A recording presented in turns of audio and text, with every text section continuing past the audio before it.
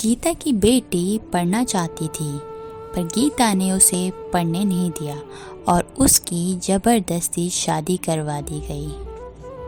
गीता का एक बेटा था, वह उसे बहुत एजुकेशन देना चाहती थी। उसके बेटे की आगे जाके सरकारी नौकरी लग ही जाती है।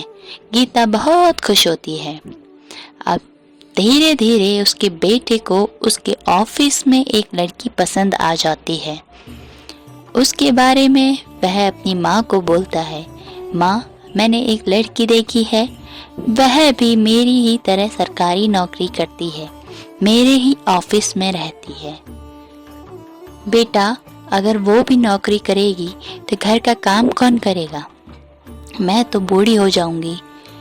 बेटा बोलता है, अरे माँ, आप ये सोचो कि अगर मेरी सरकारी नौकरी है और उसकी भी सरकारी नौकरी होगी तो आपका कितना नाम होगा, कितना रुतबा होगा, कितना पैसा होगा आपके पास।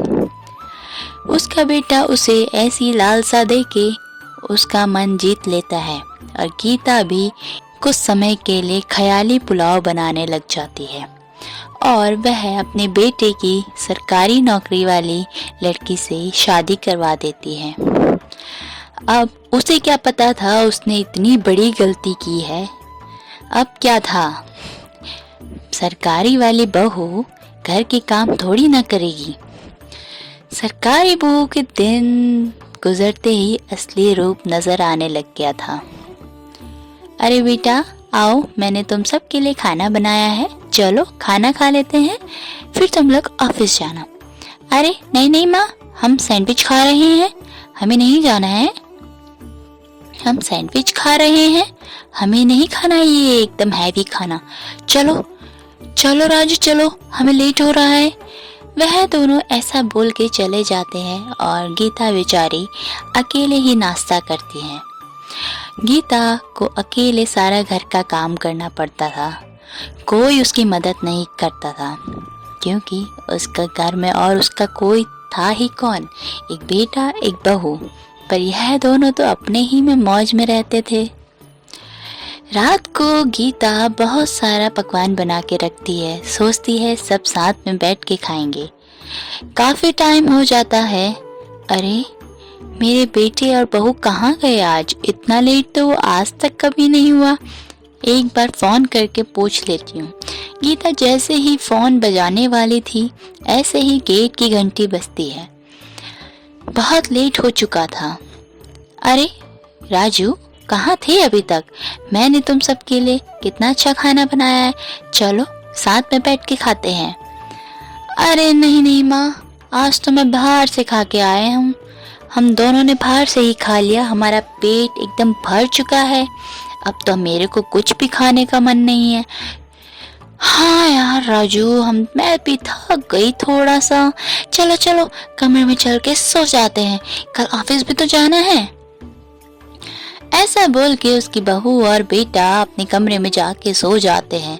गीता बेचारी, ना उसको खाने का मन, ना कुछ, उसके ना बात करने वाला कोई, क्या करती वो इतने पैसों का जब कोई साथ में ही ना हो। पर फिर भी उसने जैसे तैसे झेल रखी थी। अब एक दिन क्या होता है, उसकी बहू पैकिंग करती है। अरे बहू, तुम किस चीज की पैकिंग कर रही हो? अपने घर जा रही हो क्या? अरे नहीं नहीं माँ जी। अच्छा, कहीं घूमने जा रही हो? मुझे बता देते यार पहले ही, मैं भी अपना सामान पैक कर लेती। अब मैं जल्दी जल्दी कैसे पैक करूँगी? अरे नहीं माँ जी, आपको कहीं जाने की ज़रूरत नहीं है, हम दोनों किसी और सिटी में शिफ्ट होने जा रहे हैं, हमें यहाँ से कहीं और शिफ्ट कर दिया गया है, हम वहीं रुकेंगे, आप इधर ही रहिए। वो जो हमारी जगह है वो बहुत छोटी है, वहाँ हम आपको नहीं रख सकते।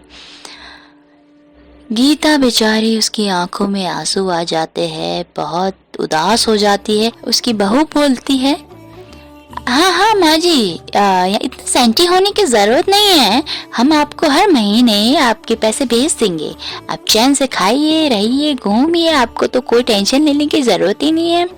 अरे बेटा, मेरा बेटे और तुम्हारे अलावा मेरा है ही कौन, तुम ही चले जाओगे तो मैं यहाँ किसके साथ रहूँगी? अरे माँ, आप फिर से सेंटी हो रही हैं। आजकल कितने लोग अपने बहू बेटियों के अलावा भी रहते हैं, तुम्हें भी ये सब सीखना होगा।